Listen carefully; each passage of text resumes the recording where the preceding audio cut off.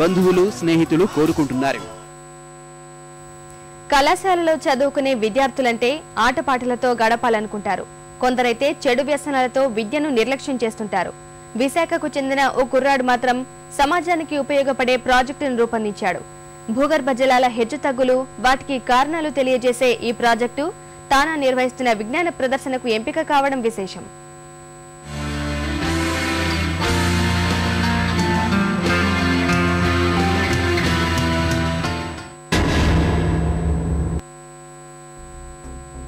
మానవాళికి అత్యంత కీలకమైన జలాలను సరైన రీతిలో ఉపయోగించుకుంటే తాగునీటి సమస్య ఉండదు. ఇప్పటికీ రాష్ట్రంలో పలు ప్రాంతాల్లో నీళ్లు లేక జనాలు అల్లాడుతున్నారు. ఈ విషయం గురించి ఆలోచించిన ఎస్ఎస్పీ అనే విశాఖ యువకుడు సరికొత్త విధానానికి శ్రీకారం చుట్టాడు. భూగర్భ జలాల హెచ్చుతగ్గులు, సమతోలాన్ని కాపాడుకునేందుకు పరిష్కారంపై పరిశోధనాత్మక ప్రాజెక్టును తయారు చేశాడు. ఎస్ఎస్పీ చేసిన ప్రదర్శన పలువురు ప్రశంసలు పొందటం కాకుండానే దాన్ని మాజీ రాష్ట్రపతి అబ్దుల్ కలాంకు ముఖాముఖిగా వివరించే అవకాశాన్ని కల్పించింది. ఇదే ప్రాజెక్టు అమెరికాలో తానా నిర్వహిస్తున్న గ్లోబల్ సైన్స్ ఫెయిర్కు ఎంపికైంది.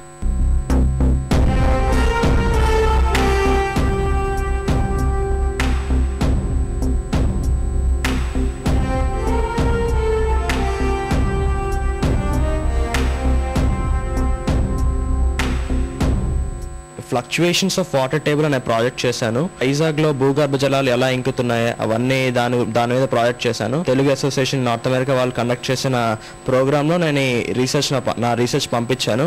అది క్వార్టర్ ఫైనల్స్ సెలెక్ట్ అయ్యి సెమీఫైనల్స్కి వెళ్ళింది. దాని నుంచి ఫైనల్స్కి వెళ్ళింది. 2.5% హోల్ వరల్డ్ 95% వాటర్ దాంట్లో ఒక జస్ట్ 2.5% ఫ్రెష్ వాటర్ ఉంటుంది. కాబట్టి మనకి వాటర్ రోజు రోజుకి తగ్గిపోవడం వల్ల మనం వాటర్ సరిగ్గా యూజ్ చేసుకోలేకపోతున్నాం. వాటర్ని ఎలా ప్రిజర్వ్ చేయాలి, ఎలా కన్సర్వ్ చేయాలి అనే దాని మీద మేము ప్రాజెక్ట్ చేసాం. పోస్ట్ మాన్సూన్ కి ప్రీ మాన్సూన్ కి డిఫరెన్స్ నే ఫ్లక్చుయేషన్స్ ఆఫ్ వాటర్ టేబుల్ అండి.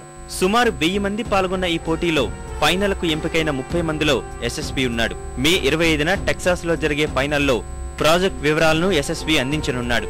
ఈ యువకుడి మేధస్సును అందరూ మెచ్చుకుంటున్నా విదేశాలకు వెళ్లే ఆర్థిక స్తోమత తమకు లేదని అతని తల్లిదండ్రులు చెబుతున్నారు. దాతలెవరైనా ముందుకొచ్చి తమ బిడ్డను ప్రోత్సహించాలని కోరుతున్నారు. 9th class నుంచి he started doing projects. Whatever competition he will attend, definitely గా వాడు విన్నర్ గానే తిరిగి వస్తాడు. స్టేట్ లెవెల్ చెస్ ప్లేయర్ కూడా.